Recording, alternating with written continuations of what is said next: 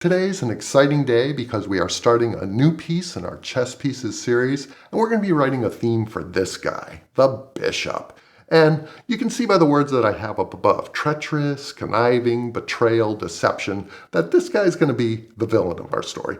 And seriously, what's more fun than writing a piece for the villain? So let's take a look at the ideas and techniques I'm going to use to pull this piece off. Let's start with the sound or scale I'm going to use for this piece. It's commonly called the Octatonic Scale, or I'm going to call it the Half-Whole Diminished Scale, which is also another name for it. I like that name because the formula for the scale is built right into the name of the scale. So starting on a C, we'll go up a half step to a D flat, up a whole step to an E flat, up a half step to an E, up a whole step to an F sharp, up a half step to a G, up a whole step to an A, and finally up a half step to a B flat. And that's our C, half-whole diminished scale. This scale is commonly used to improvise over a dominant 7 flat 9 chord. And you can see that we're outlining a C dominant 7 chord here in the scale. So we've got the C, the E, the G, and the B flat. But there are also some very interesting tensions available to us in the scale. So we've got the D flat, which is the flat 9, the E flat, which is the sharp 9, the F sharp, which is the flat 5 or the sharp 11, and finally the A, which is the 13th. This scale is also used by composers from Stravinsky to Alan Silvestri in the very famous example of the Back to the Future score, and that's how we're going to use it today to compose. There's also one more flavor of this scale, the whole half diminished scale. And as you can imagine, it's built whole step, half step, etc. The reason I'm not using that version of the scale is because our root chord, or the 1 chord, would be a diminished chord, which is a little bit too amorphous. I like this version of the scale, the half-whole diminished, because it gives us some options. We can have a C minor chord as our 1 chord, we can have a C major chord, we could even have the C diminished if we want. So I'm going to go ahead and compose this piece, and we'll come back and take a look at it. I finished the piano sketch for the piece, The Bishop, and you can see that I've subtitled it just treacherous. I had some other words up there like betrayal and deception and conniving, and all of those ideas have made it into the piece, but I thought I would just simplify that subtitle down to treacherous. I've used the D half-whole diminished scale for this piece, and I'm considering D minor my home base here. Let's take a listen to it, and then we'll come back and break it down.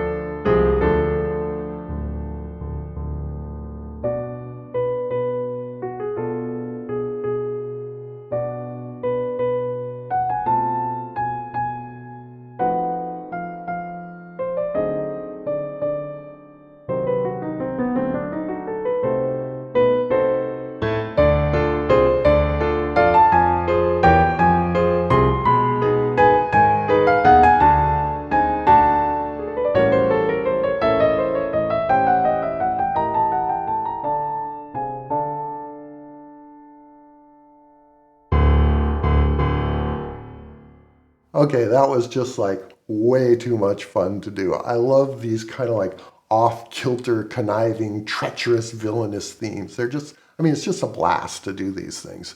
But it's work too. There were some things that I had to overcome to make this D half-whole diminished scale work for me. So let's look at some of the chords that aren't from that scale that made it into the piece. The first 2 chords I want to look at are this B flat diminished 7 chord and this E diminished 7 chord. So where do these chords come from?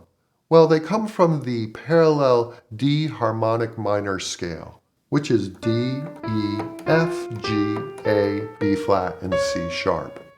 And as we've seen in the past, borrowing chords from a parallel minor scale seems to work really well most of the time.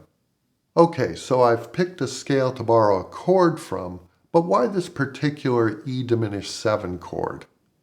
Well, first you'll notice that there's a G in the melody, so I wanted this half-step movement from the A flat to the G and back to the A flat, and this G isn't available in our D half-whole diminished scale. And second, I wanted a chord that had a strong resolution into this F minor chord. So our E diminished 7 chord, built in minor thirds, is E, G, B flat, and D flat. And that has a strong dominant function leading to our F minor chord. So you could consider that E diminished 7 the 7 diminished 7 of F minor, or another interesting way to look at diminished 7th chords is to take the root of the chord and go down a major third, and then let's play that chord again over that C now in the bass. And what do we get? Well, that's a C7 flat 9, which is the dominant chord of the F minor chord that we're going to. So now, if we played it like this, you can see how strong that resolution is. And it's almost all the same notes, this C7 flat 9, as our E diminished 7 chord. It just doesn't have the C in the bass. So that can be an interesting way to look at the function of your diminished 7 chord, and here you can see it has a very strong dominant function leading to that F minor chord. The B flat diminished 7 that we talked about earlier has all the same notes as the E diminished 7 that we just looked at. It's just an inversion of that chord, so it has the same function. Let's take a listen to the first 8 bars and see how those 2 borrowed diminished 7 chords seamlessly integrate into the piece.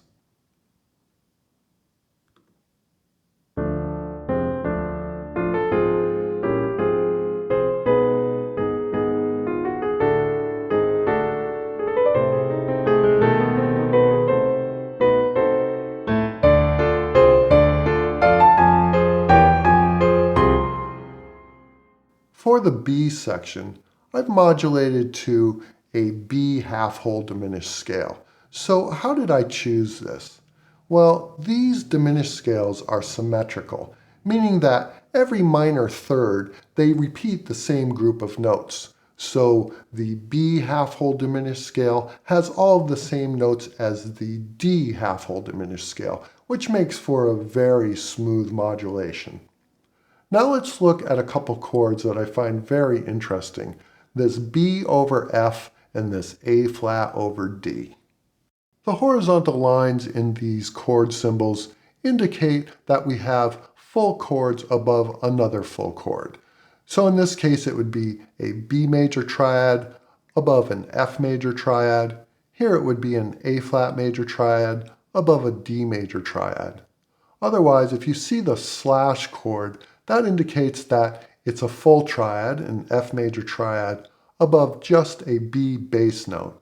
So you'll see here we have a B bass note with a first inversion of an F major triad above it, whereas in these chords we have a full F major triad on the bottom with a B major triad above it in first inversion, and also here a full D major triad with a full A flat major triad above it, which happens to also be in first inversion, though the chords could be in first inversion, second inversion, or root position. That's not important to the naming of the chord. Let's take a listen to that in isolation. I'm just going to bring up the piano roll here so we can see it. So let's look at this first one, the B over F. So I'll play an F major triad, just as it's notated here, and then I'm going to play this B major triad above it. And then we'll put them together. That is just such a beautiful sound, and I do remember the first time I played that as a kid. I said, oh, well, I'm going to play, an F major triad, and what would it sound like, a major triad, a tritone above that, and then what would they sound like together? and I just thought I had discovered something. But of course, no, that had been used by other composers, and most famously by Stravinsky in his Petrushka Ballet. A matter of fact, that chord is known as the Petrushka chord. So I did recognize the beauty of it, but I did not invent it. Now, he voices the chord differently in different inversions and overlapping more, but the chord is still that same sound of two major triads, a tritone apart, voiced together. Finally, let's look at the ending here, where we have this series of A dominant chords and a line leading up to our final D minor cadence. This A dominant sound, like before, was borrowed from the parallel D harmonic minor scale, since we don't have this A dominant sound available to us in our D half-whole diminished scale. I then thought it might be interesting to use the A half-whole diminished scale to write this line leading up to our final D minor cadence, and then to harmonize it with that scale. So you can see we've got an A pedal here, and then a series of parallel chords. Here's a G diminished major 7, a B flat diminished major 7, a C sharp diminished major 7, and finally an E diminished major 7, all coming from that A half-whole diminished scale. Let's listen to how those two measures of A dominant sound really help to tonicize the final D minor.